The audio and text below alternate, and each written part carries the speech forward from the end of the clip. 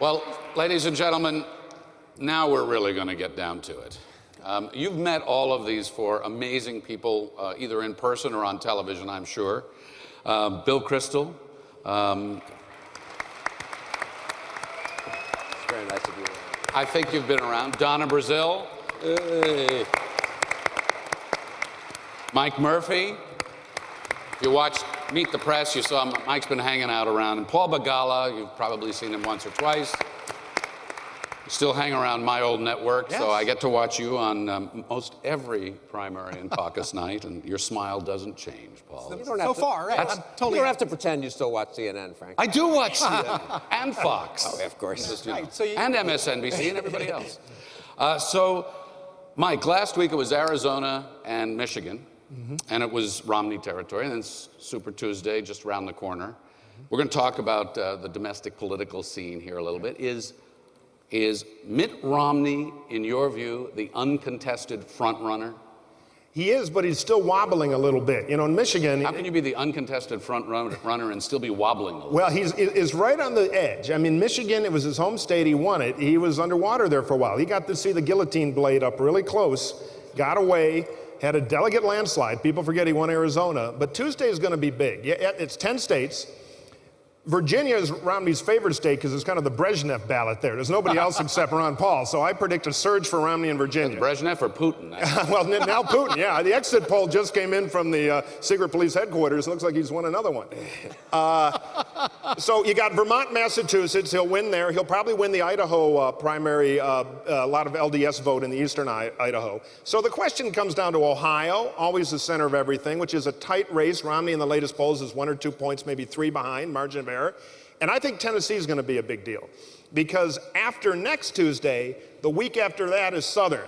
You got the all-powerful American Samoa primary coming, which I'm watching, always an indicator.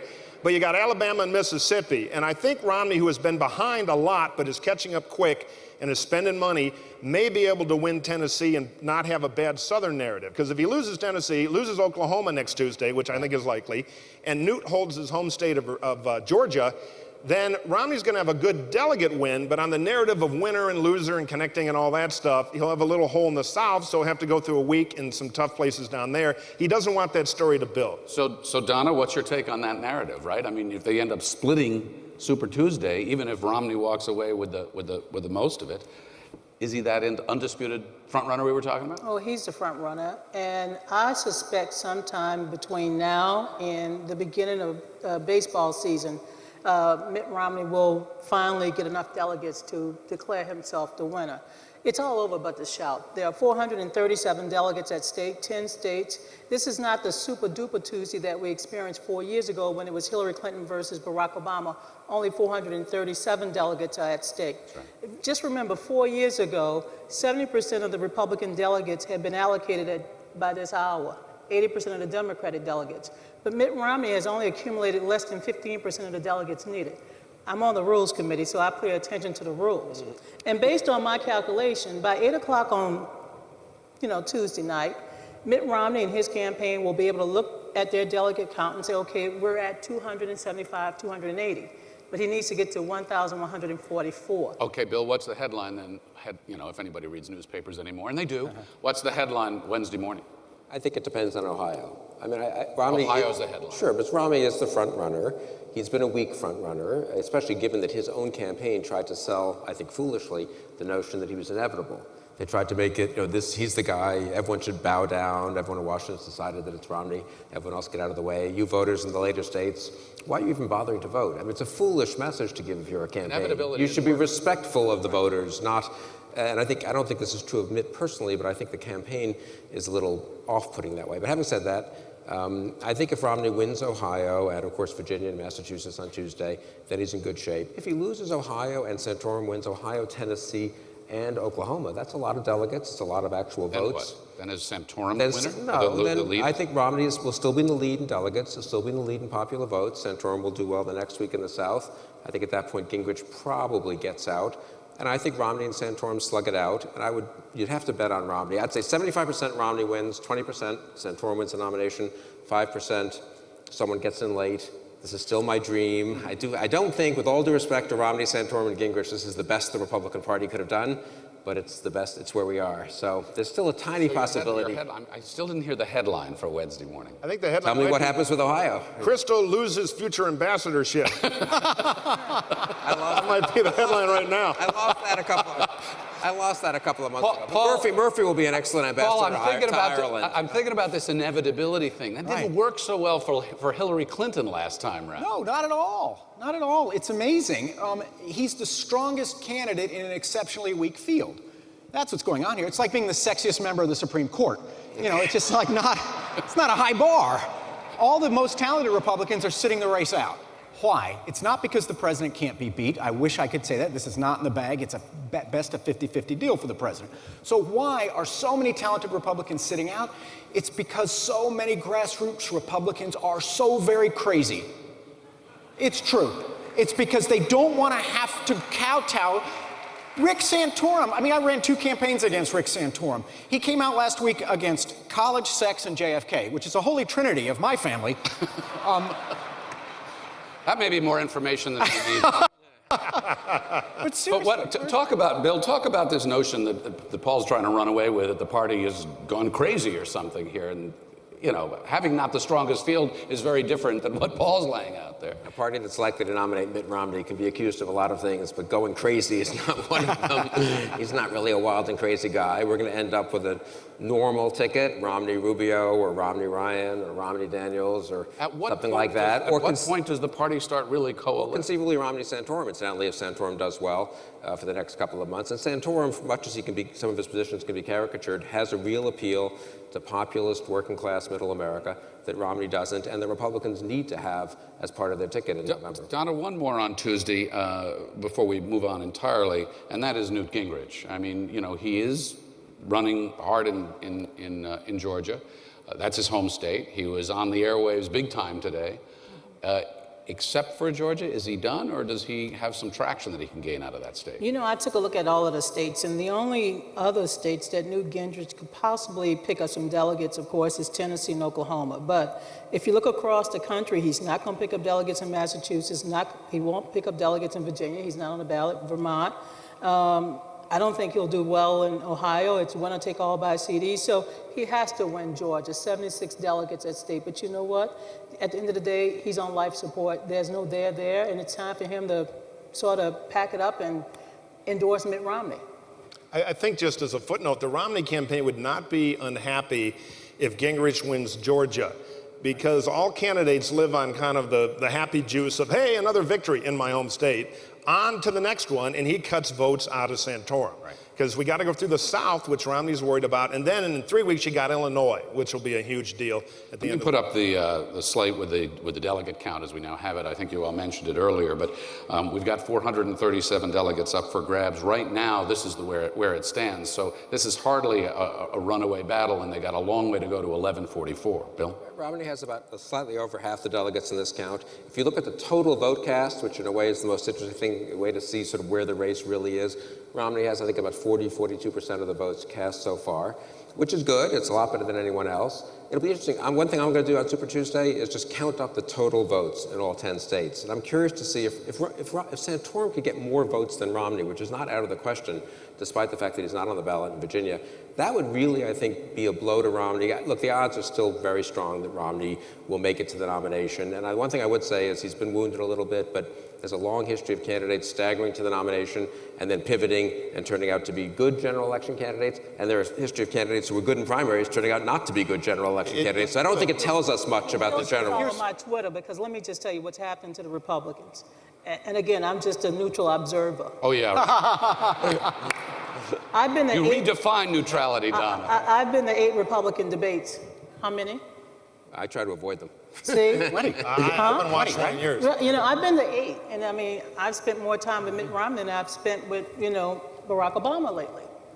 Doesn't say a lot, but says a great deal. But the point I'm making is that overall, the Republican turnout, with the exception of South Carolina, is down by double digits in many of these states. So the thing you should look at is whether or not Republicans are excited about their candidates, if they're excited enough to turn out, and whether or not they participate in the primary next week. I'll just take bets. They're going to turn out. The issue is this intramural slugfest we're having, which is hurting us with independent voters. But here's a footnote to this. With the bad economy, both ideological bases are really unhappy. We've got a slugfest primary. The Dems don't. They have Occupy Wall Street. But I can tell you, if Michael Moore was riding around in an aluminum foil hat with a solar-powered dune buggy primarying the president, he'd get 1 out of 5 votes in the Democratic primary. There's a vacuum there. It just hasn't been filled. Right. So they've won a wonderful lottery to be able to watch our very painful process. Mike, I've covered a lot of these conventions, and they're fun, but they're commercials mostly. They're one big infomercial. But there are some who actually look at these numbers and say, we could actually have a brokered convention. What are the prospects of that? What would have to happen for there to be real suspense and a brokered convention? You know, well, there are 2 flavors of it. One flavor is Romney rolls in 200 delegates short, but he's the clear leader. I think there's a good chance of that. Then a so-called brokered convention where you don't know what's going to happen. But here's the huge footnote everybody's missing. Many of the delegates, you have to look in all the fine print on these rules, and many of the delegates are chosen by congressional or district conventions later in the process. They are instructed by the primary on who to vote for. So I may be an activist, I may be a Rick Santorum voter. I went in a caucus later to be the person who's instructed to vote by the primary result for Romney. When Dole ran in 96, almost half his delegates were Pat Robertson people. So if you get to a multiple ballot thing where people can vote what they want, and the days of the smoke-filled room and trading judgeships are mostly over in American politics, the convention could melt down into complete madness. Jay Leno could win. So what's more likely, I think, than a total meltdown multiple ballot like this is Romney scrambling to find that last 100. If he loses Ohio and the thing opens up again. If he wins Ohio and a southern state or comes very close, I think he might win a congressional district or 2 in Georgia. Then I think he'll be able to roll it up by Illinois. So there's a lot riding on Ohio. We do not want the brokered meltdown. Oh, you got all kinds of furrowed brow. I do. It's because the problem, usually a long, difficult primary produces a stronger nominee. It happened for Ronald Reagan, Bill Clinton, George W. Bush, Barack Obama, right? It toughens you. This time, it's not happening. Why? But it's not done yet. You're way premature on saying something. No, I'm not. Here's why. The process is pulling Romney out of the mainstream and to the far right. He has moved during this process. He's abandoned his prior position, which was the McCain-Bush position on immigration, a pretty liberal position. Now he has the Sheriff Joe Arpaio position on immigration. He said in Arizona that the Arizona law is a model for the country. That cluster of issues is going to kill him with Latinos. The second cluster of issues revolves around women and women's health. He used to attend Planned Parenthood fundraisers. Now he wants to end all funding for Title X, which is contraception for poor women. He wants to defund Planned Parenthood. This is being pulled. When Hillary and Barack went at it, it did not pull Barack Obama to the kook left. He did not win by saying, I'll send SEAL Team 6 into the boardroom of ExxonMobil, right? He said, he didn't even endorse single payer. Bill, you go along with this notion that this is fundamentally right. weakening Mitt Romney, unlike these other campaigns? No. I mean, if you look at the numbers, Obama's gained probably 3 or 4 points over the last 2-3 months against the Republican candidates, which is predictable when you're having a Republican slugfest. But you can have look, Bush, first President Bush, and you remember this, Frank, you covered this, in '88, had a very tough primary season, staggered through very kind of ugly victory over Dole and Kemp. You know, it was a mess. Down 15 points to Dukakis at the convention, beats him by 10. Clinton had a very rough primary season in '92, couldn't get rid of Jerry Brown and Sagas. They were hanging around through the primaries. At one point, he was 3rd, I think, as late as June in the polls between Bush and Perot. We were below 25. Had a great convention. I was part of that Bush White House. We were not really ready for a serious general election campaign, and Clinton won easily over Bush. So you can really reset and pivot. 4 and 10 Republicans are saying in every primary they're looking for somebody else. I am too, but I'll still vote for Romney or Santorum. So, and that's where most Republicans are. But when it comes down to other guys didn't change their positions in the middle of the primary to accommodate a fringe of their party. That's the problem he's got. He's now got to go to, he's doing the old Nixon thing. Nixon used to say, run to the right in the primaries, run to the center in the general. Nixon was pre-Twitter. He was pre-cable news. We're all watching now. He can't. Clinton was pre-Twitter. Right, but he can't flip not Al again. Gore. He is stuck with these Cro-Magnon positions. I like on that idea of contraception. Nixon twittering. It's sort of, But I think here's I want to change the focus a little bit now, and let's look at the Obama side of the equation. Let's look at the Democrat. You beat up on the Republicans for a few minutes. Now let's beat up on Obama and the Democrats. Okay, so his numbers have ticked up a little bit lately, but they've ticked up with the economy. Isn't it a fact that Barack Obama's fate is directly tied to this thing called the unemployment rate and the way people feel about jobs and dollars? And this is not about suddenly people are being inspired by his leadership, Mike? Yeah, the number one predictor is the economy. And most people want to fire him on the economy. It's gotten a little better, but here's the only thing you need to know about polls. What's driving all these national polls is the independent vote going all over the place. 2008, they voted 2-1 for Obama. 2010, they switched and voted 2-1 Republican. Huge swings.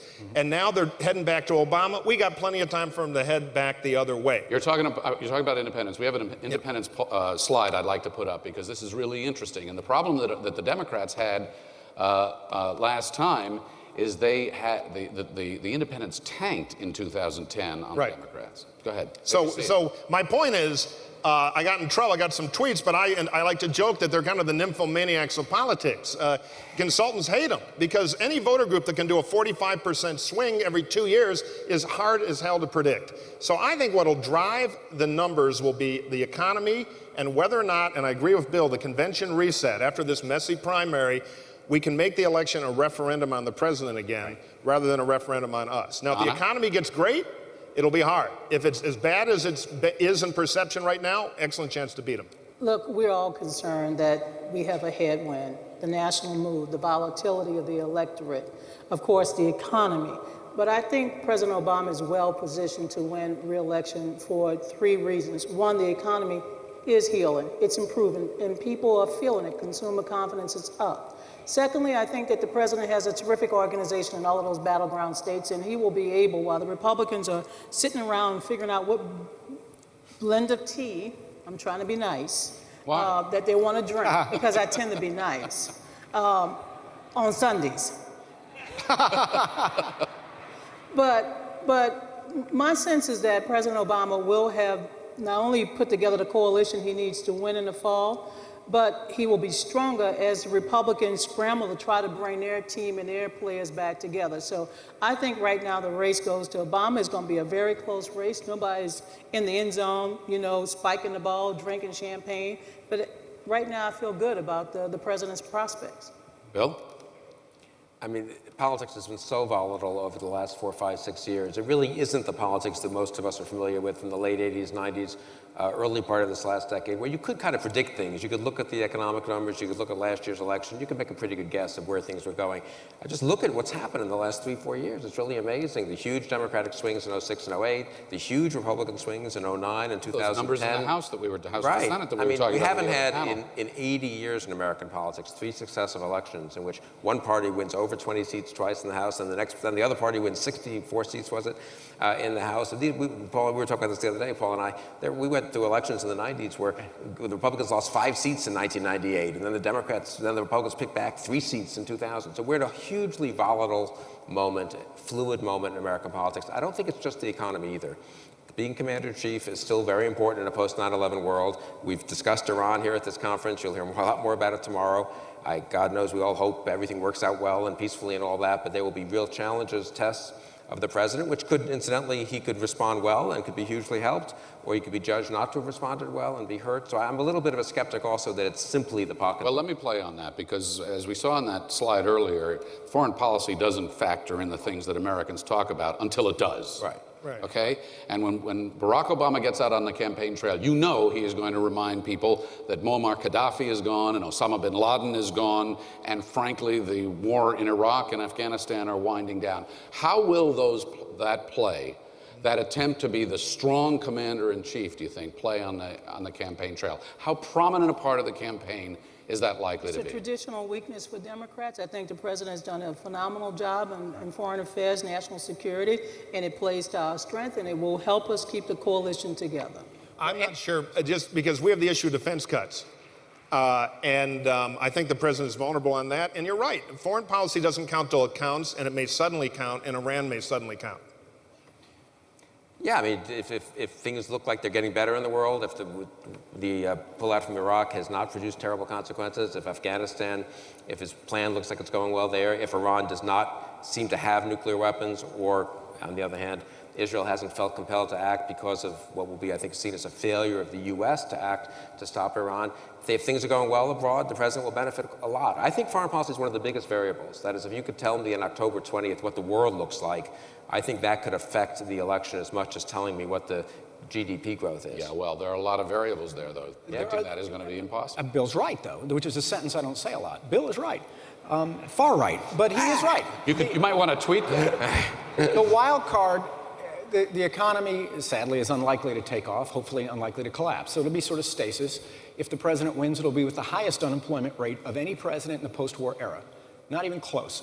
At least a full point higher than Ronald Reagan. Ronald Reagan, by the way, reelected with 7.2% unemployment, which looks good today.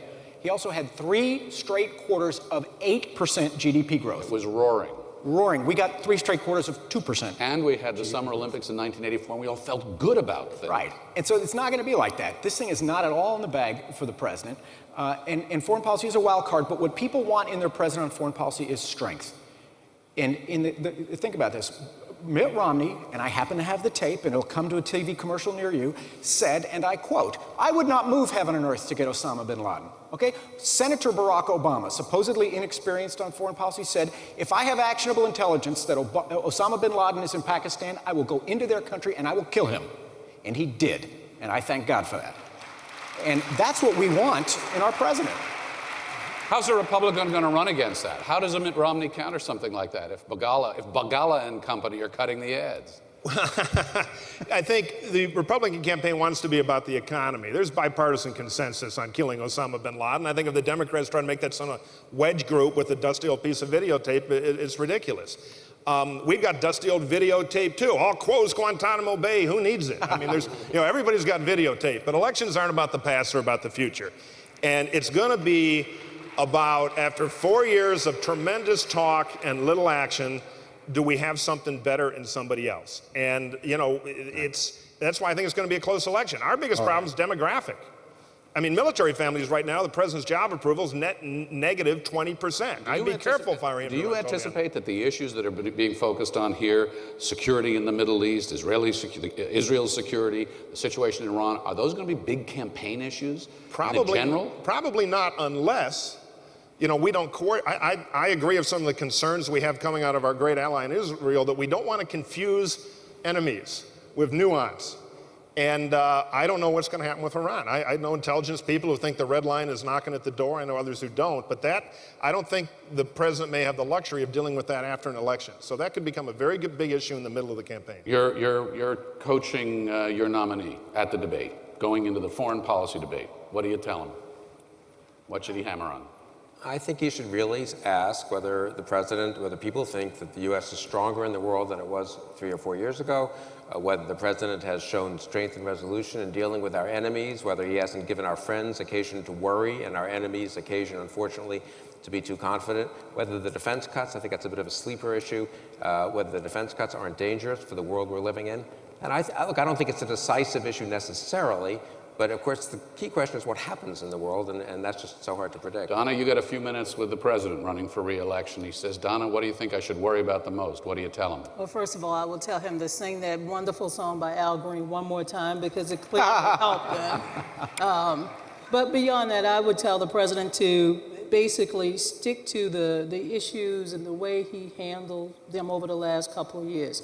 I thought his speech today was terrific. He was unequivocal, he was strong, and he made it very clear where he stood with relations to Iran. If the president stick with that message, not only on national security matters, but also on domestic issues where I do believe that the American people have taken another look at him in terms of the economy, the president will do all right. We will not win with 10 million more votes or 95 more electoral votes, but a win is a win. I'm just quoting Mitt Romney on that one. Can I just add one point and then let Paul talk? The weirdest thing about the Republican campaign, I don't agree with Paul that they all look like right-wing kooks. It's more that, though they occasionally, a few of them do. but I'm a right-wing kook too, so I kind of like it.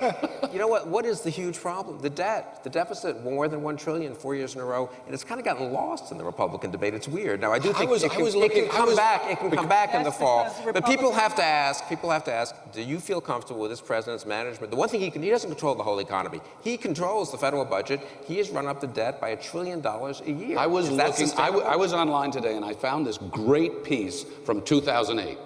It was a CNN Money piece and it said, budget deficit likely to jump 200 and some odd billion dollars this year to 400 billion. It's 1.3 trillion now. Right. Yeah. Big problem. That's the advice I'd give them. Have an answer to this question.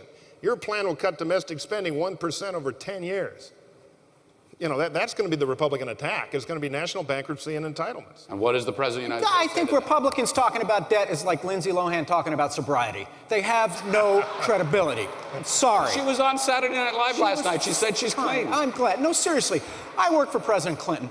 You know, we handed off to the Bush administration. They inherited the strongest fiscal and economic position in history, the largest budget surplus in history, and they squandered it. And now, then they handed President Obama a $1.2 trillion deficit. Now it's $1.4 trillion. Yeah, but on spending, Obama ain't Clinton. But on spending, the Republicans are not clean, especially when you want to go back to the policies that got us in the mess in the first place. And see, that argument, when you look at all the that worked year one, but it's year four. That's the problem. This will be the contest, actually. This is the contest. It is. Yeah, it is. Here's my strategy. Okay, all of us who are for President Obama, don't tell anybody. It's a secret strategy. Carville and I hung that sign up in the war room for Bill Clinton, said it's the economy, stupid. Okay, you know what I would do if I went to Chicago headquarters? I'd put up a big portrait of Henny Youngman. Every time Henny Youngman was asked, how's your wife? He said, compared to what? Okay? Anytime somebody asked me, how's your president? Compared to what? How's the deficit? Compared to what? How's his foreign policy? Compared to what? We make this a choice between the president and Mr. Romney or Mr. Santorum or Mr. Paul or Mr. Gingrich. I got to tell you what, Paul, compared to what is not a great bumper sticker. It ain't hopey-changey, but it'll beat their ass. It's not the economy, stupid. That's all I want to do, man. All right, let's go up the street just a bit. I got a slide here I want to show you of the congressional composition right now, of the control in the two chambers. Democrats need 26 seats to take control of the House. Republicans need 4 for outright control of the Senate. Prospects, Mike? Well, very good, but getting a little shakier because one of our races that was in the bag in Maine is a Democrat-leaning state. And Olympia says she has her op-ed today that says this thing's a mess. It's not the Senate it used to be. I agree it's a mess. I also agree that she should have let us know more than 2 weeks before filing deadline. I think she's working for the Dems right now. But that took away one of our easy wins. On the other hand, there are about 7 races that are up for grabs, and 5 of them are places where we have an advantage, I think, or where they're Democrats defending territory. We have 2, they have 5. So the playing ground is pretty good for us to take the Senate, but it got a little tighter. And then you got Bob Kerrey going into Nebraska, where we've been ahead. Potentially, we'll see. It's a long cab ride from Manhattan to Omaha, trying to even that one up a little bit. So I think we still have an edge, but not the edge we used to have. Donna? The road to retaining control of the Senate will go through Montana, Nevada, Massachusetts, Virginia, and Maine.